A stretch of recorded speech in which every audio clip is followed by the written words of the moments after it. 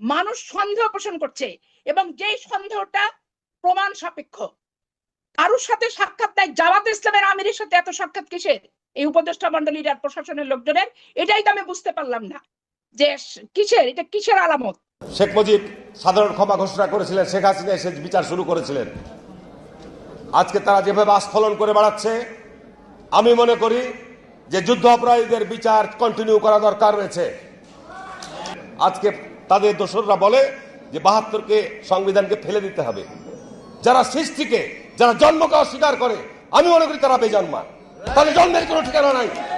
আমি দায়িত্ব নিয়ে আরেকটা একেবারে অন রেকর্ড আবারও বলি, একাধিকবার বাংলাদেশের টেলিভিশনে বলেছি, আমি জনসভায় বলেছি, প্রথমে 12ই অগাস্ট সরকার ওত নিল সম্ভবত 8ই অগাস্ট, আমাদেরকে ডাকলেন 12 তারিখে সব দল, একই দিনে অল্প সময়।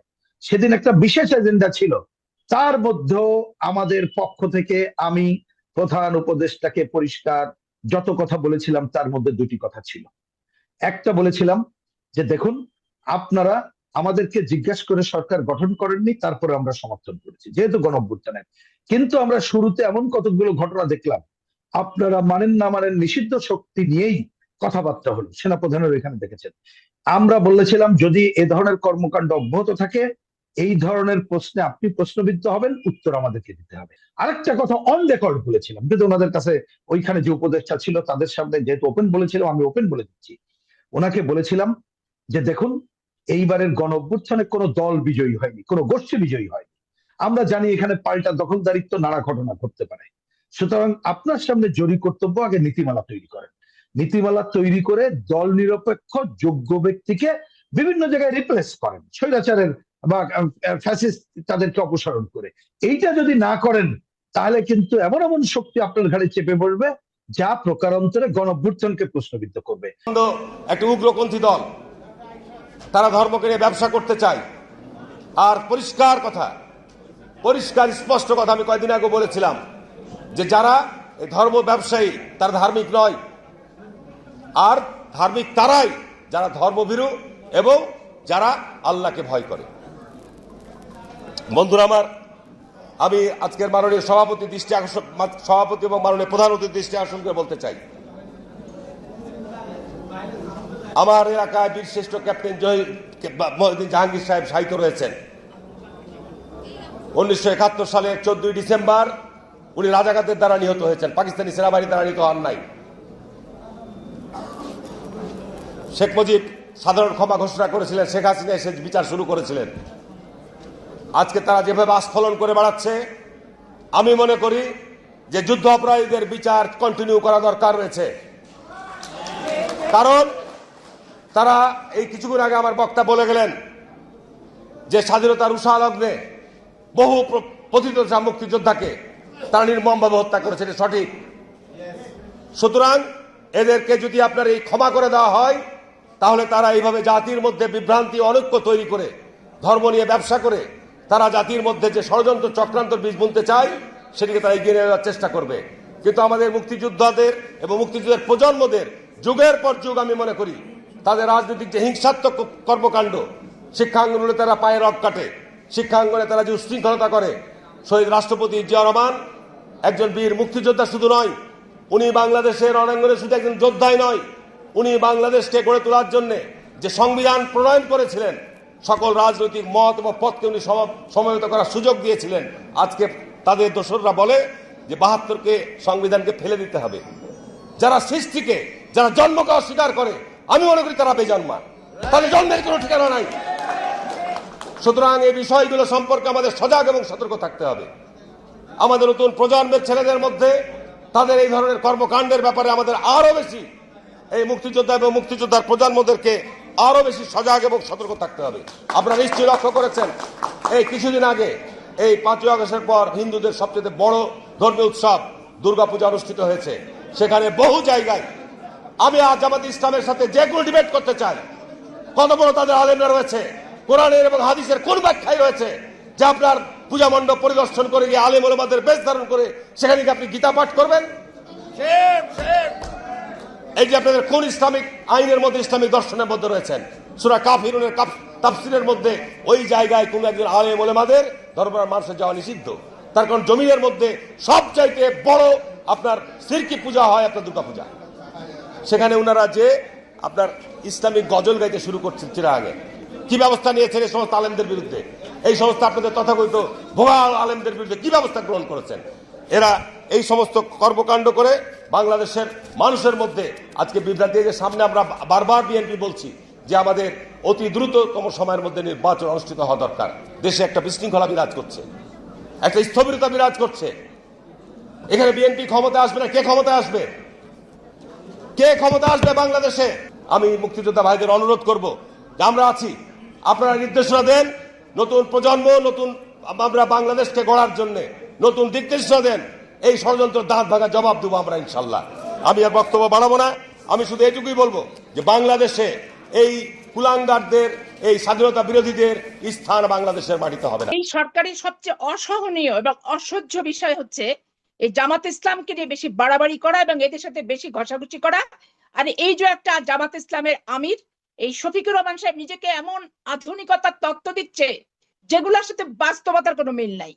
আমি আওয়ামী লীগের অবৈধ ভাবে ক্ষমতায়নকে যেমন অপছন্দ করেছি এবং আন্দোলন করেছি, আবার এদিকে ধরেন যে ভোটের অধিকার হরণের জন্য আওয়ামী লীগের গুণকুমের বিরুদ্ধে যেমন আমি আন্দোলন করেছি, জামাত ইসলামের একটা ধর্ম ব্যবসায়ী, ধর্মকে পুঁজি করে সাধারণ মানুষকে ধোঁকা দিয়ে এবং তাদের দাঁড়িপাল্লায় ভোট দিলে জান্নাতুল ফেরদৌস বরাদ্দ দেওয়া হবে, এই সমস্ত মিথ্যাচার করে তারা বিভিন্ন জায়গায় মহিলাদেরকে পাঠায় এবং নিজেরা যে এই সমস্ত প্রচার প্রচারণা চালিয়ে ধর্মভীরু মানুষকে বিভ্রান্ত করে রাজনৈতিক ফায়দা হাসিলের অপচেষ্টাকারী এই জামাত ইসলামকে ঠিক তেমনি ভাবে আমি অপছন্দ করি।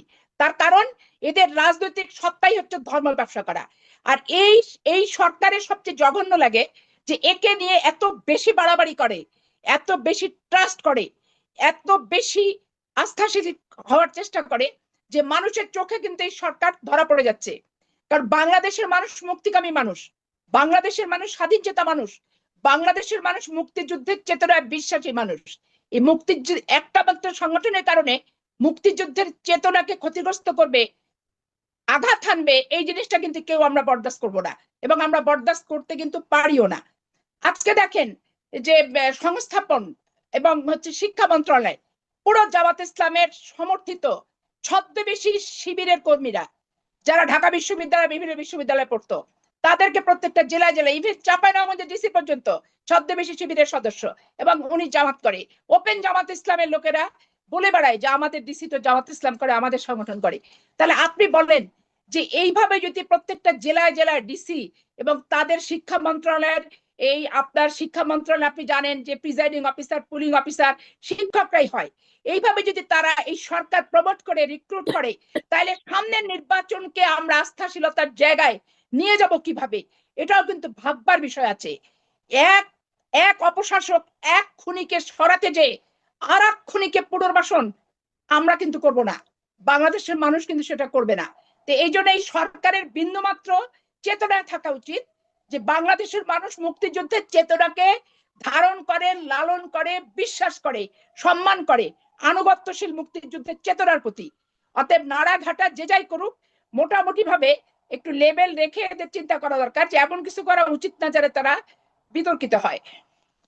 এরা যখন ক্ষমতার বিপক্ষে থেকে ক্ষমতাসীনদের নিয়ে এরা সমালোচনা করেছে, আজকে এরা বাজার দর নিয়ন্ত্রণ করতে ব্যর্থ, মানুষ মেনে নিচ্ছে দাঁতে দাঁত চেপে যে ঠিক আছে একটা অবৈধ শাসককে সরিয়ে এসছে, একটু সময় দিই। আজকে ট্রাফিক জ্যাম এত বেশি ঢাকা শহর গোটা বাংলাদেশে, সেখান থেকে ধরেন মানুষ নাভিশ্বাস এবং কোথাও কোনো সিস্টেম নাই, শৃঙ্খলা নাই, প্রশাসন নীরব হয়ে বসে আছে, কোনো কার্যকাতানো নির্বাচন দিব। বাংলাদেশের মানুষ কখনোই কোনো এই অবৈধ এবং এই টাইপের মানসিকতা সম্পূর্ণ সংগঠন ব্যক্তি এদেরকে মেনে নেয়নি, সমর্থন দেয়নি, মানবে না, মানতে পারে না। যেভাবে ডিসি এবং শিক্ষা মন্ত্রণালয় নিয়োগ দিচ্ছে এবং বিভিন্ন জেলায় জেলায় জামাত ইসলামকে যেভাবে প্রশাসনিকভাবে যে দৌরাত্ম্যটা আমি উপলব্ধি করছি এবং কিছু কিছু ক্ষেত্রে আমি নিজে প্রত্যক্ষভাবে অবলোকন করছি, এতে আমার সন্দেহ হচ্ছে প্রথমত। দ্বিতীয়ত এরা যদি সংগঠন তৈরি করে তাহলে ক্ষমতায় থেকে সংগঠন তৈরি করলে তাদের অধীনে কি পাতানো নির্বাচন ছাড়া অবাধ, সুষ্ঠু, নিরপেক্ষ, গ্রহণযোগ্য সার্বজনীন নির্বাচন হওয়ার কোনো সম্ভাবনা থাকে কি? মানুষ সন্দেহ পোষণ করছে এবং যেই সন্দেহটা প্রমাণ সাপেক্ষ। কারোর সাথে সাক্ষাৎ নাই, জামাত ইসলামের আমিরের সাথে এত সাক্ষাৎ কিসের এই উপদেষ্টা মন্ডলীর আর প্রশাসনের লোকজনের? এটাই তো আমি বুঝতে পারলাম না যে কিসের, এটা কিসের আলামত? বাংলাদেশের অস্তিত্ব, বাংলাদেশের স্বাধীনতা, বাংলাদেশের সার্বভৌমত্ব, বাংলাদেশের মুক্তিযুদ্ধের চেতনা, স্বাধীনতার বুকে লাল সবুজের পতাকা, এবং যে আমরা যুদ্ধ করে 9 মাসের ব্যবধানে একটা স্ত্রী তার স্বামীকে হারিয়েছে, একটা বৃদ্ধা মা তার সন্তানকে উৎসর্গ করেছে মুক্তিযুদ্ধে, যে বাবা যা স্বাধীনতা আন, আমি তোকে চাই না, আমি স্বাধীনতাকে চাই। আজকে তাদের আত্মায় কষ্ট দিয়ে আজকে দল গঠনের নাম করে, আজকে সংস্কারের নাম করে একটা বিশেষ দলকে বারবার সাক্ষাৎ, বারবার তাদের সপক্ষে কথাবার্তা বলা এবং কয়েকটি মন্ত্রণালয় ছাড় দেওয়া, এই সমস্ত আমরা তো বরদাস্ত করবোই না। মুক্তিযুদ্ধের চেতনার প্রজন্মরাও কেউ কিন্তু এটা বরদাস্ত করবে না। এটা সরকারকে আমি একটা মেসেজ দিলাম। আজকে আমি খুবই গর্ববোধ করছি যে আমি যে জিনিসটা নিয়ে আমার দলের ভিতরে ঝগড়া করেছি, তর্ক করেছি ইন্টারনালি, এবং দাঁড়ে দাঁড়িয়ে ঘুরেছি যে এর সাথে চলবে না, আজকে ওপেনলি বিষয়টা আমার দল যে জিনিসটা নিয়ে এখন ওপেন বক্তৃতা দিচ্ছে যে এই দল জামাত ইসলাম সম্পর্কে, এবং জামাত ইসলামের আমির যে কথাগুলো বলছে বিএনপি কে টেনে টেনে, এতে আমি আমার নিজের আত্মার শান্তি পাচ্ছি। আমি যে আজকে আমি যে জিনিসটা 30 বছর থেকে যুদ্ধ করে আসতেছি, আজকে সেই যুদ্ধটা কামিয়াব লক্ষ্যে পৌঁছাতে যাচ্ছে। নতুন করে চাঁদাবাজদেরকে ক্ষমতায় আনা যাবে না। কি কথা বলেন এগুলো? কিসের শক্তির বিনিময়ে সব কথা বলেন? শহীদের আদর্শের সেনারা কি এখনো মরে গেছে? এখনো জিন্দা আছে। দয়া করে মুখ বন্ধ করেন, অনেক কথা আছে। মিত্র ছিলেন, শত্রু হয়েন না দয়া করে। শত্রুর মতো কথা বলা বন্ধ করেন। আপনাদের ইতিহাস আমাদের জানা আছে।